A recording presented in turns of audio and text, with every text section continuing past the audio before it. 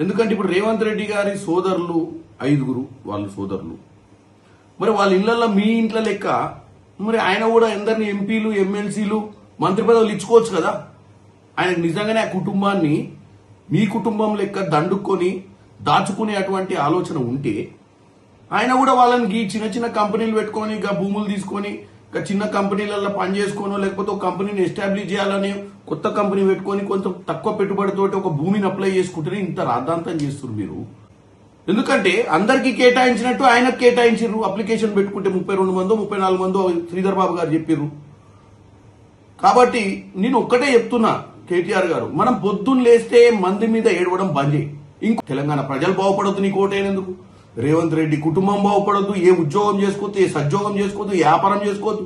ఇదా ఈ పిచ్చితనం బంద్ చేయాలని కోరుకుంటున్నా కేటీఆర్ నిన్ను. టెసరాక్ట్ అడ్వాన్స్ సిస్టమ్స్ అనే ఒక సంస్థకు భూ కేటాయింపు మీద రాజకీయం చేయాలని చూస్తున్నటువంటి బీఆర్ఎస్ పార్టీ. ఈ యొక్క సంస్థ 2024 డిసెంబర్ నెలల 2024 డిసెంబర్ నెలల ఇదే CCESDMకి అప్లికేషన్ పెట్టుకుంది కమిటీకి. మాకు భూ కేటాయింపు 5 ఎకరాల భూమి కావాలి, మేము ఈ పర్టికులర్ ఏమంటారు ఈ ఎలక్ట్రానిక్ సిస్టమ్ వాటి ఈ ఎలక్ట్రానిక్ మెకానిక్ మరియు ఎలక్ట్రానిక్ సిస్టంలో వాడే ప్రాసెసింగ్ ఇంజనీరింగ్ యూనిట్స్ పెట్టుకుంటామని పెట్టుకున్నప్పుడు ఈ 2024లో వాళ్ళు ఎప్పుడైతే అప్లికేషన్ పెట్టుకుర్రో అప్పటి నుంచి సంవత్సరం పాటు ప్రాసెస్ నడిచిన తర్వాత డిసెంబర్ 2025న వీళ్లకు భూ కేటాయింపు జరిగింది. డిసెంబర్ 2025 నాడు అందరికి ఇచ్చినట్టే 1,50,00,000 రూపాయలకు ఈ కంపెనీకి అలాట్మెంట్ జరిగింది. ఇది జరిగినటువంటి వాస్తవం. ఇప్పుడు దీంట్లో సబ్జెక్ట్ ఏం తీసుకొచ్చిర్రు, ముఖ్యమంత్రి గారిని బద్నాం చేయాలని ముఖ్యమంత్రి గారి కుటుంబ సభ్యులు ఆయన సోదరుడైనటువంటి కొండల్ రెడ్డి గారు ఈ కంపెనీల ఓనరు, ఈ కంపెనీకి ఏదో దాన్ని మొత్తం ఆయనే నడిపిస్తుండు, ఆయనదే ఈ కంపెనీ అని చెప్పే ప్రయత్నం చేస్తారు. మేమందరం కూడా ఏమన్నాము, మేము కాంట్రాడిక్ట్ ఎప్పుడు చేయలే, కావాలని వీళ్ళు కాంట్రాడిక్ట్ చేస్తారు. ఇప్పుడు నేను అందుకే దీని క్లారిటీ ఇవ్వడానికి క్లియర్ కట్గా మీ ముందుకు వచ్చిన. కొండల్ రెడ్డి గారికి ఈ కంపెనీకి 2024లో అప్లికేషన్ పెట్టేటప్పుడు కానీ 2025లో అప్లికేషన్లు అప్రూవ్ అయినప్పుడు కానీ ఈ కంపెనీలో ఆయన డైరెక్టర్ కాదు, మేనేజింగ్ డైరెక్టర్ కాదు, దాంట్లో మెంబర్ కూడా కాదు. 2026 మార్చి నెలల అడ్వైజరీ బోర్డుకు సలహాదారులుగా ఎంటర్ అయ్యాడు ఆయన. ఈ అడ్వైజరీ బోర్డు సలహాదారులకు రోజు జరిగే యాక్టివిటీస్లో కానీ బిజినెస్ లావాదేవీలలో కానీ సంబంధాలు ఉండవు. గతంలో మరి కేటీఆర్ గారికి హరీష్ రావు గారికి బాగా తెలవాలి, ఎందుకంటే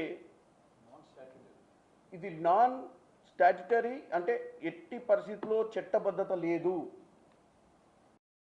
ఫోర్త్ సిటీ లేని రావిర్యాలలో సీఎం తమ్ముడు కొండల్ రెడ్డికి చేసిన భూ కేటాయింపు వ్యవహారంలో మంత్రి శ్రీధర్ బాబు జోకర్ అయ్యాడనే టాక్ నడుస్తోంది.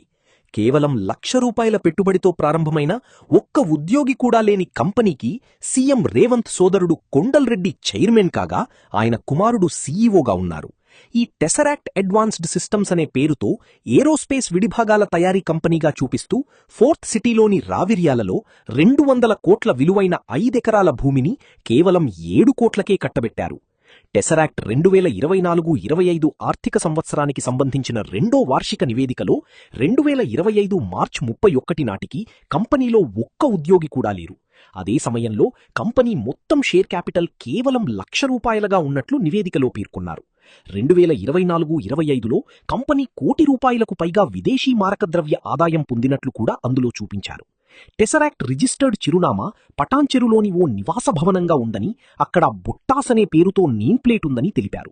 నరేష్ బొట్టా, కంద్ర రాశి, చిలుముల శేషసాయిరెడ్డి ఈ కంపెనీకి నమోదైన డైరెక్టర్లుగా ఉన్నారని పేర్కొన్నారు. ముఖ్యమంత్రి రేవంత్ రెడ్డి సోదరుడు అనుముల కొండల్ రెడ్డి లింక్డ్ఇన్ ప్రొఫైల్లో తాను టెసరాక్ట్ సంస్థకు చైర్మన్గా ఉన్నట్లు పేర్కొన్నారు. వివిధ కార్యక్రమాల్లో కూడా ఆయన ఇదే హోదాలో పాల్గొన్నారు. ఇటీవల వాషింగ్టన్కు చెందిన US India strategic partnership forum India executive leadership board సభ్యుడిగా కూడా ఆయన నియమితులయ్యారు. అక్కడ కూడా ఆయనను అదే హోదాతో పేర్కొన్నారు. ఏరోస్పేస్, డిఫెన్స్ యంత్రాలను తయారు చేయాలంటే department for promotion of industry and internal trade DPIIT నుంచి తయారీ లైసెన్స్ తప్పకుండా ఉండాలని, ఈ కంపెనీకి అదేం లేదని బీఆర్ఎస్ చెప్తోంది. ముఖ్యమంత్రి రేవంత్ రెడ్డి సోదరులు, కుమారుడు, అల్లుడు, బావమరిది సహా పలువురు బంధువులు ప్రస్తుత ప్రభుత్వంలో అనుచిత ప్రయోజనాలు లేదా ప్రభావాన్ని పొందుతున్నారని, అవినీతి కార్యకలాపాల్లో పాల్గొంటున్నారని కేటీఆర్ ఆరోపించారు. అయితే తెలంగాణ పరిశ్రమల శాఖ మంత్రి డి. శ్రీధర్ బాబు ఈ ఆరోపణలను ఖండించారు. భూమి కేటాయింపు అధికారులు నిబంధనల ప్రకారమే చేశారని, ఇందులో ముఖ్యమంత్రి లేదా కంపెనీ చైర్మన్కు ఎలాంటి ప్రమేయం లేదని స్పష్టం చేశారు. మరోవైపు ఈ కంపెనీ శ్రీధర్ బాబు సీఎంకుదైతే తప్పేంటని, మీ హయాంలో మీరు ఇచ్చుకోలేదా కేటీఆర్ అంటూ MP Chamala Kiran video release చేయడం ఇప్పుడు హాట్ టాపిక్గా మారింది. శ్రీధర్ బాబు సీఎంకు సంబంధం లేదని చెప్తుంటే అదే పార్టీకి చెందిన ఎంపీ చామల మరోలా చెప్పడం ఆసక్తి రేపుతోంది. దీంతో ఇప్పుడు పరిశ్రమల శాఖ మంత్రి శ్రీధర్ బాబు జోకర్ అయ్యారనే టాక్ నడుస్తోంది. సీఎం చెప్పమన్నాడని శ్రీధర్ బాబు ఇలా చెప్పారని, వాస్తవాలను దాయడంతో శ్రీధర్ బాబు క్రెడిబిలిటీ పోయిందని అభిప్రాయాలు వ్యక్తమవుతున్నాయి.